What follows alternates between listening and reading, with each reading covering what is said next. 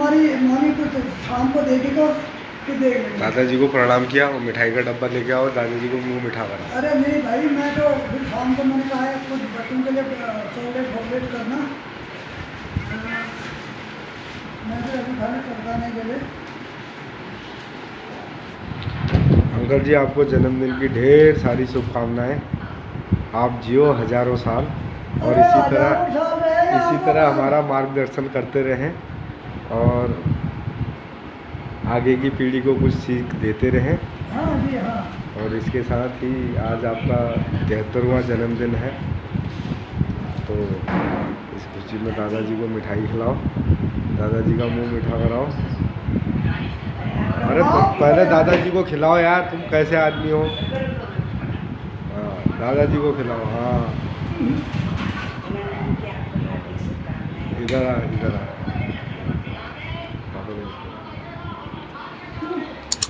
देखो थोड़ा सा तो लेना ही पड़ेगा। खुश रहो, मस्त रहो।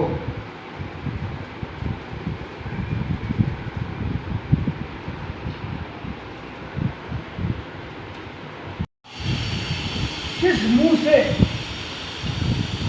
आभार ज्ञापन करो भगवानों का। अभी तक बचपन से लेकर अभी तक जहाँ से मेरी याद आई है, न उन्होंने मेरे को दुख दी न तकलीफ दिया। हो सकता है मेरे बच्चों को तकलीफ हुई होगी, दूसरों की तकलीफ में मैं गया होगा, लेकिन भगवान ने मेरे को बिल्कुल तकलीफ दी अभी तक। और आगे भगवान से प्रार्थना करता हूँ, यदि भगवान मेरे को कभी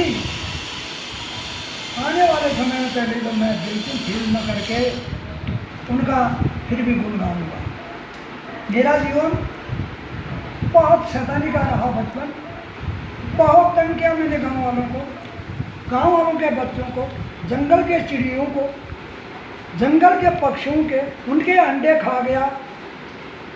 और एक दिन तो ऐसी घटना है, अंडे खाते खाते सांप का अंडा भी खा गया, जब ये मेरे को पता नहीं था। तो वो दिन याद करके मैं आज सोचता हूँ कि अब तो सुधर जा बुड्ढे, लेकिन मेरी रेपुटेशन सुधरने की नहीं है, अब बकवास करने की रह गई है। नहीं, जैसे अंकल जी आपने बचपन से ही, जैसे आप इतने दूर मुनस्यारी साइड के रहने वाले हुए, उस समय तो वहाँ इतना कई चीज़ें सुविधाएं नहीं थी, तो आपने अपनी पढ़ाई लिखाई मतलब कहाँ शुरू की और कहाँ से मतलब? मैंने अपना जीवन हमारे ही गांव में, हमारे गांव वालों ने एक प्राइवेट स्कूल खोला था छप्पर बना के, और वहाँ पर मैंने प्रारंभ किया।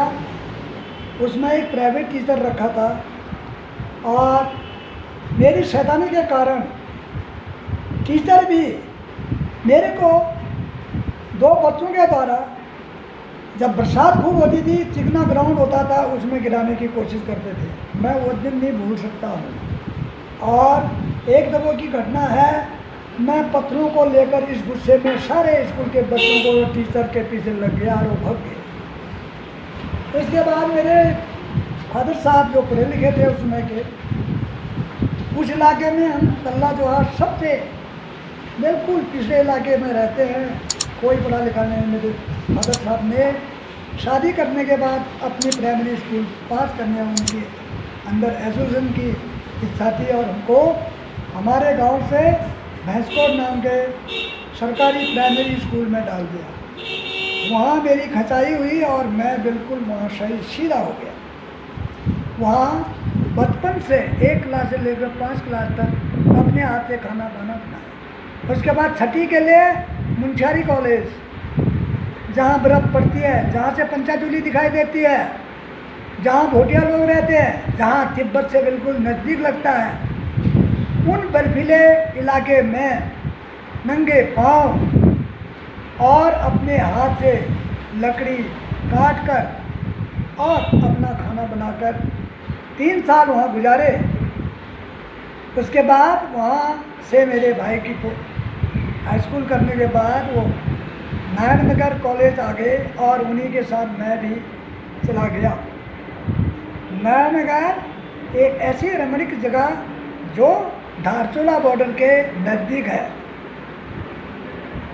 काली गंगा के नज़दीक यह स्कूल इतना सुंदर बांस के पेड़ों के बीच में नारायण स्वामी जी के द्वारा बनाया गया कॉलेज था। वहाँ से मैंने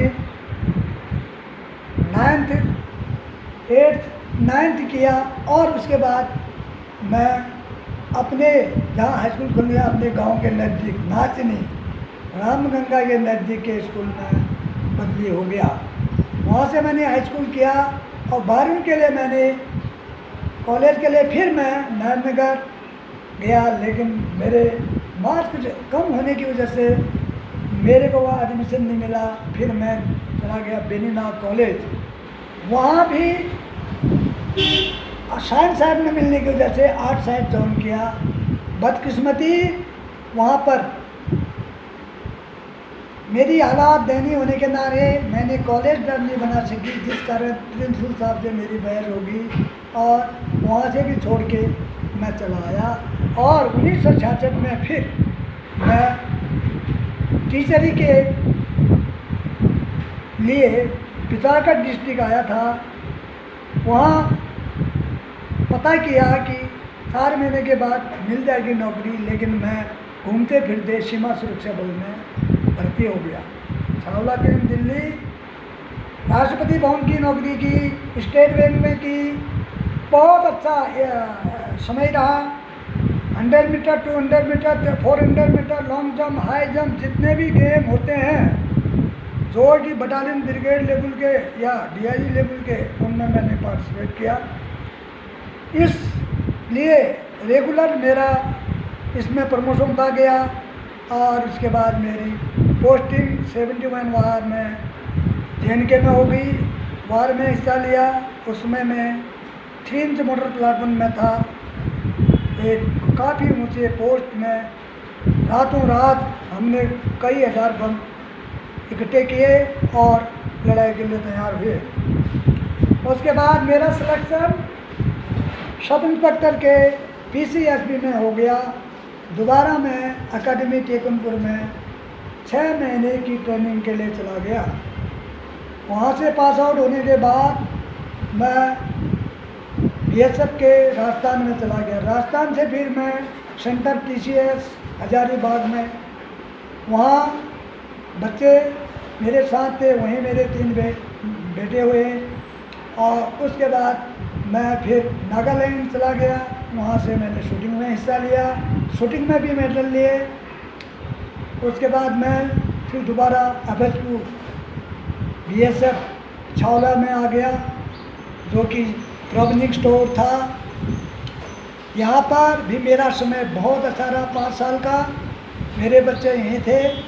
मेरे बच्चों के बाद मेरे को पोस्टिंग मिली कश्मीर की और मेरा प्रमोशन कश्मीर जाके असिस्टेंट कमांडेंट का हो गया। और वहाँ से ऐसी पोस्ट में मेरी पोस्टिंग थी, पटियाला कहते, जहाँ 30 फीट 40 फीट बर्फ़ जाड़ों में रहती थी। वो संघर्ष अच्छी तरह झेलने के बाद फिर मेरी पोस्टिंग राजस्थान। इस तरह से पोस्टिंग होने के बाद फिर कश्मीर में एक हफ्ते में मैं मस्तगुल के साथ इनकाउंटर, जो पाकिस्तान के मस्तगुल थे मेजर, वो चिरारे शरीफ में घुस गए थे, जहाँ पर आर्मी की भी बस नहीं थी। और मेरी कंपनी उस मर्ग में अकेले होने के नाते मेरे को उससे आना जाना पड़ता था। उसके साथ राशन लेने के समय मेरा इनकाउंटर हुआ और उसमें मेरे फायरिंग से कुछ सिविलियंस घायल हुए या मर गए। बर्फ़ पड़ी थी, उसकी इंक्वायरी 5 साल तक रही, लेकिन फिर भी DG महोदय ने डिस्पिलेजर की मांग करते हुए उन्होंने मेरे को इससे बरी कर दिया। उसके बाद मेरा डिप्टी कमांडेंट का पोस्टिंग हुआ और मैं बंगाल में जाने के बाद 1st बटालियन गार्ड हिल से रिटायरमेंट आ गया, जो कि मैंने एक छोटा सा अपने रहने का मकान दिन पूरे बना था।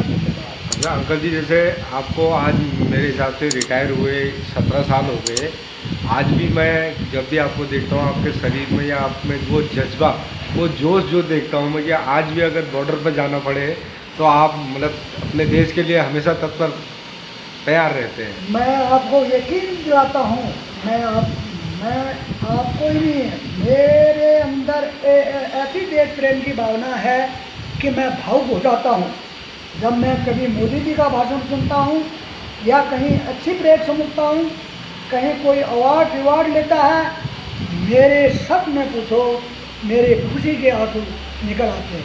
और अभी भी यदि मेरे को कहे ड्यूटी के लिए वो उग्रवादी जो आज तालिबान के नाम से पुकारते हैं, मैं इस उम्र में भी उनका मुकाबला करने के लिए तैयार हूँ। लेकिन 60 साल के बाद ओल्ड मैन समझकर लोग उनको इतनी अच्छी नज़र से नहीं देखते हैं। नहीं अंकल जी, आप जब बॉर्डर और पर अगर एक मेरे अंदर यदि आप ज़्यादा बड़ाई न समझें, कभी कभी किसी बातों के लिए इतना जोश आ जाता है कि मैं खुद भावुक होने के लिए लड़ पड़ता हूँ किसी बात के लिए, जिससे मेरे परिवार में भी खलबली मच जाती है। इस बुढ़ापे में भी मेरी मैडम, मेरी जीवन साथी बोलती है, बुढ़े थोड़ा जवानी का ख्याल कर, और जवानी नहीं है। लेकिन फिर मैं फिर भी उनको मना लेता हूँ कि मेरा जीवन। अंकल जी, बहुत खुशी की बात है, जैसे आज आपका जन्मदिन भी है और आप अपने बॉर्डर पे जैसे हमारे अभी मोदी जी ने वैसे काफ़ी अच्छा हमारे फौजी भाइयों के लिए किया है, जो अभी हमारे फौजी भाई बॉर्डर पे हैं। तो मैं आज सभी की तरफ से, पूरे देशवासियों की तरफ से और अपने परिवार की तरफ से आपको जन्मदिन की ढेर सारी शुभकामनाएं देता हूं और आप हमेशा इस तरह खुश रहें। धन्यवाद।